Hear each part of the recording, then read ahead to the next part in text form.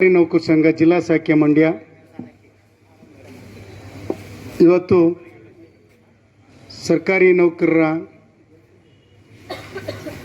ಒಂದು ಕ್ಯಾಲೆಂಡರ್ ಬಿಡುಗಡೆ ಕಾರ್ಯಕ್ರಮ ಇದೆ. ಹಾಗೆ ಜಗದ ಕವಿ, ನಮ್ಮೆಲ್ಲರ ನೆಚ್ಚಿನ ಕವಿ ಸನ್ಮಾನ್ಯ ಕುವೆಂಪು ಅವರ ಜನ್ಮದಿನ.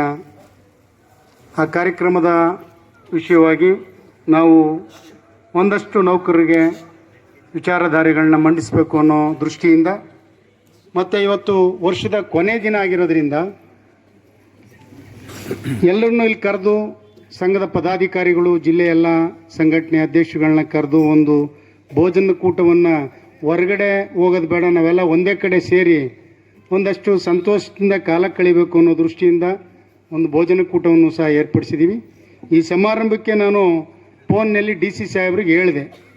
ಡಿ ಸಿ ಸಾಹೇಬರು ಭಾಳ ಖುಷಿಪಟ್ಟು ನಾನು ಬರ್ತೀನಿ, ನಾನು ಬೆಂಗಳೂರು ಮೀಟಿಂಗ್ ಇದೆ ಅಂತ ಅಂದರು.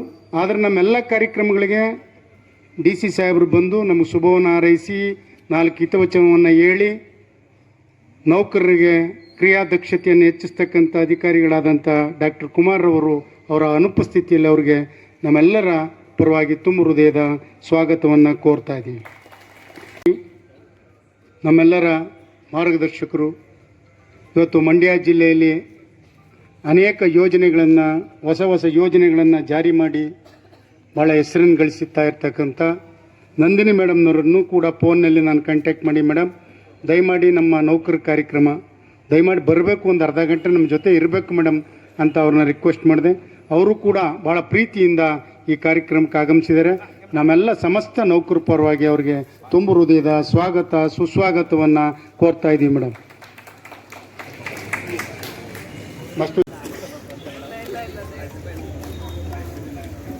ಹಾಗೆ ಮತ್ತೊಬ್ಬರು ನನ್ನ ನೆಚ್ಚಿನ ಅಧಿಕಾರಿಗಳು, ಮಂಡ್ಯ ಜಿಲ್ಲೆಯವರು, ಎ ಡಿ ಸಿ ಸಾಹೇಬರು. ನಮ್ಮ ಯಾವುದೇ ಸರ್ಕಾರಿ ನೌಕರು ವಿಚಾರ ಹೋದಾಗ ಅವ್ರು ನಮ್ಮ ಬಗ್ಗೆ ಇಟ್ಟು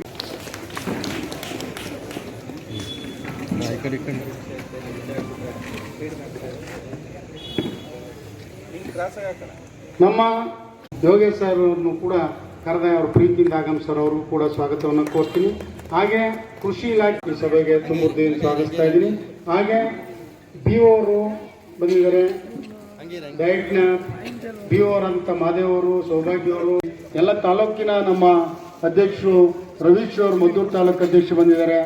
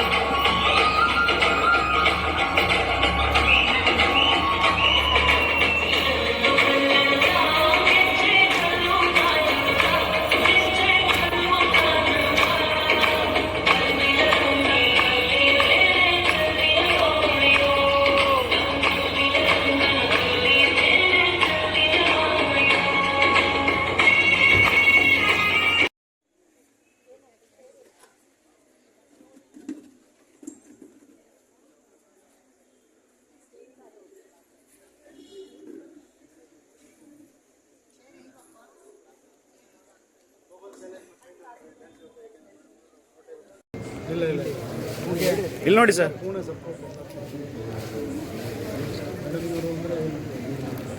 ಜಯಂತಿ ಮತ್ತು ಕ್ಯಾಲೆಂಡರ್ ಬಿಡುಗಡೆ ಕಾರ್ಯಕ್ರಮ ಮತ್ತು ಹೊಸ ವರ್ಷವನ್ನು ಇಂದಿನ ದಿನ ಇಲ್ಲಿವರೆಗೆ 365 ದಿನ ನಾವೇನು ಕಾಲ ಕಳೆದು ಅದನ್ನು ಮೆಲುಕು ಹಾಕ್ಕೊಂಡು ನಾಳೆ ದಿನ 2022 ಬರ್ತಾ ಇರ್ತಕ್ಕಂಥ ಒಂದು ದಿನ ಏನಿದೆ ಅದನ್ನು ನಾವು ಮುಂದೆ ಯಾವ ರೀತಿ ಮಾಡಬೇಕು, ನಮ್ಮ ಈಗ ಸುಖ ದುಃಖಗಳು ಮತ್ತು ಕಷ್ಟಗಳನ್ನ ಮರೆತು ಯಾವ ರೀತಿ ನಗ್ನಗ್ತ ಜೀವನ ಮಾಡಲಿಕ್ಕೆ ಅವಕಾಶ ಆಗಬೇಕು ನಿಟ್ಟಿನಲ್ಲಿ ಕಾರ್ಯಕ್ರಮವನ್ನು ಒಂದು ಮೆಲುಕು ಹಾಕ್ಕೊಂಡು ನಾವು ನಮ್ಮ ಒಂದು ಗುರಿಯನ್ನು ಇಟ್ಕೊಳ್ಳೋಣ ಮುಂದಿನ ವರ್ಷಕ್ಕೆ ಅನ್ನೋ ನಿಟ್ಟಿನಲ್ಲಿ ಈ ಕಾರ್ಯಕ್ರಮವನ್ನು ಆಯೋಜನೆ ಮಾಡಲಾಗಿದೆ. ಈ ಕಾರ್ಯಕ್ರಮದ ಅಧ್ಯಕ್ಷರು ಈಗಾಗಲೇ ಹೇಳಿದ್ದಾರೆ, ಅವರು ಸಮನ್ವಯತೆಯಿಂದ ನಿಮ್ಮೆಲ್ಲರ ಸಹಕಾರದಿಂದ ಅತ್ಯುತ್ತಮವಾದಂಥ ಒಂದು ಕಾರ್ಯಕ್ರಮನ ನಮ್ಮ ಅಧ್ಯಕ್ಷರು ಆಯೋಜನೆ ಮಾಡಿದರೆ ಎಲ್ಲ ಸಂಘದ ಪದಾಧಿಕಾರಿಗಳು ಕೂಡ ಅದಕ್ಕೆ ಸಾಥ್ ಕೊಟ್ಟು ನಮ್ಮೆಲ್ಲ ಸರ್ಕಾರಿ ಬಂಧುಗಳು, ನಮ್ಮ ಸರ್ಕಾರಿ ನೌಕರರ ಕುಟುಂಬದವರು ಬಂಧುಗಳು ಮತ್ತು ಎಲ್ಲ ಶಾಲಾ ಮಕ್ಕಳು ಸೇರಿದಂತೆ ತಾವೆಲ್ಲರೂ ಕೂಡ ಆಗಮಿಸಿದ್ದಾರೆ. ಇದೊಂದು ವಿನೂತನ ಒಂದು ಹೊಸ ಕಾರ್ಯಕ್ರಮ, ಒಂದು ವಿನೂತನವಾಗಿ ಅವರು ಆಯೋಜನೆ ಮಾಡಿದ್ದಾರೆ ಅಂದರೆ ತಪ್ಪಾಗೋದಿಲ್ಲ ಅಂತಕ್ಕಂಥದ್ದು.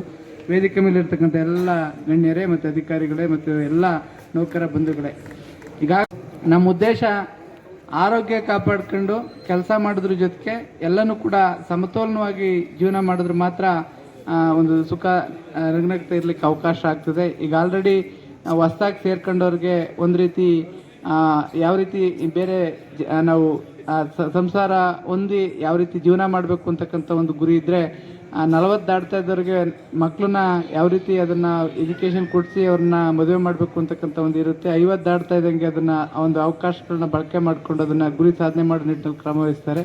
ಇನ್ನೇನು ರಿಟೈರ್ಡ್ ಆಗೋ ಟೈಮಲ್ಲಿ ಎಲ್ಲ ಆಗಿದೆ, ಈಗ ನಾನು ಹೆಂಗೆ ಜೀವನ ಮಾಡಬೇಕು ಅನ್ನೋ ಒಂದು ವಿಚಾರವನ್ನು ಚಿಂತನೆ ಮಾಡ್ತಕ್ಕಂಥ ಒಂದು ಏಜ್ ಇರುತ್ತೆ. ಈ ಒಂದು 35 ವರ್ಷಗಳ ಒಂದು ಸರ್ಕಾರಿ ಒಂದು ಬದುಕಿನಲ್ಲಿ.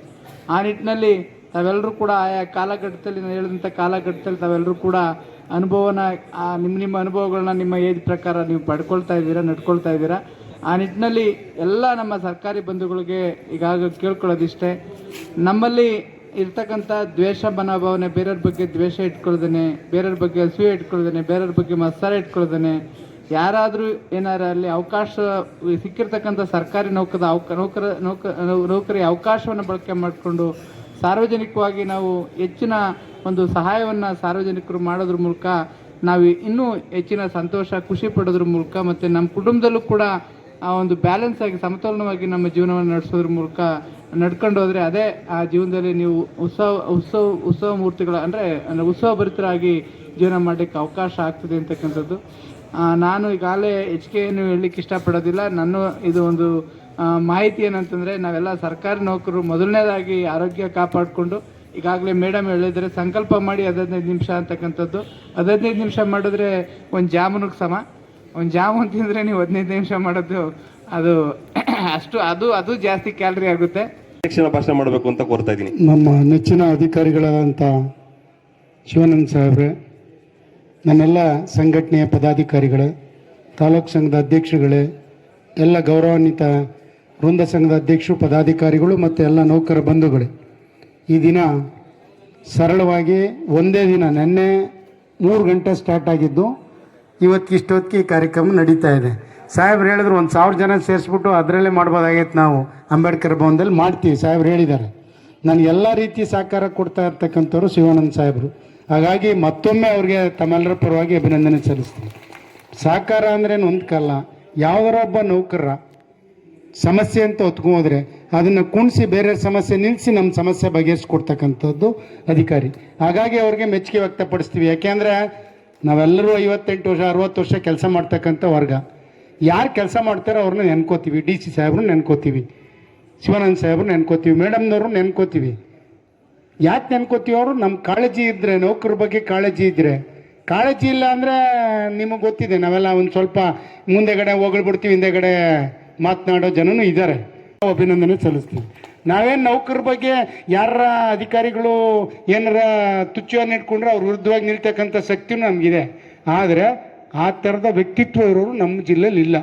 ಭಾಳ ಪ್ರೀತಿಯಿಂದ ಕೆಲಸ ಮಾಡ್ತಕ್ಕಂಥ ಎಲ್ಲ ಅಧಿಕಾರಿಗಳಿದ್ದಾರೆ. ಹಾಗಾಗಿ ಅವ್ರನ್ನ ಅಭಿನಂದಿಸ್ತೀನಿ. ಮತ್ತು ಈ ಕಾರ್ಯಕ್ರಮಕ್ಕೆ ಎಲ್ಲರೂ ಆಗಮಿಸಿದ್ದೀರಾ, ನೀವೆಲ್ಲ ಭಾಳ ಸಹಕಾರ ಕೊಟ್ಟಿದ್ದೀರಾ. ಇಷ್ಟೊತ್ತಾದರೂ ಸಹ ನೀವು ಹಂಗೆ ನಮ್ಮೆಲ್ಲರ ಒಂದು ಆತಿಥ್ಯ ಮತ್ತು ಪ್ರೀತಿಯ ಮಾತುಗಳನ್ನ ಕೇಳಿದ್ದೀರಾ. ನಿಮಗೆ ಹಳೆ ವರ್ಷ ಏನು ಕಹಿ ನೆನಪುಗಳನ್ನು ಮರೆತು ಹೊಸ ನೆನಪುಗಳು ಅನ್ನ ಮಾಡಿಕೊಂಡು ಹೊಸ ವರ್ಷ ನಿಮಗೆ ಒಳ್ಳೆಯದು ಆಗಲಿ ಅಂತ ಆಶಿಸ್ತಾ ನೀವೆಲ್ಲರೂ ಕಾರ್ಯಕ್ರಮಕ್ಕೆ ಮೆರುಗಂತನ್ನು ಕೊಟ್ಟಿದ್ದೀರಾ. ಎಲ್ರಿಗೂ ಹೊಂದಿಸಿ ನಾನೆಲ್ಲ ಸಂಘಟನೆ ಪದಾಧಿಕಾರಿಗಳು ಹೊಂದಿಸಿ ನಾನು ಅಧ್ಯಕ್ಷೀಯ ಭಾಷಣವನ್ನು ಮುಗಿಸ್ತಾ ಇದ್ದೀನಿ. ಜೈ ಹಿಂದ್, ಜೈ ಕರ್ನಾಟಕ ಮತ್ತು ಜೈ ಶಿಕ್ಷಕ್. ಹೊಸ ವರ್ಷದ ಆರ್ಥಿಕ ಶುಭಾಶಯಗಳು ಎಲ್ರಿಗೂ.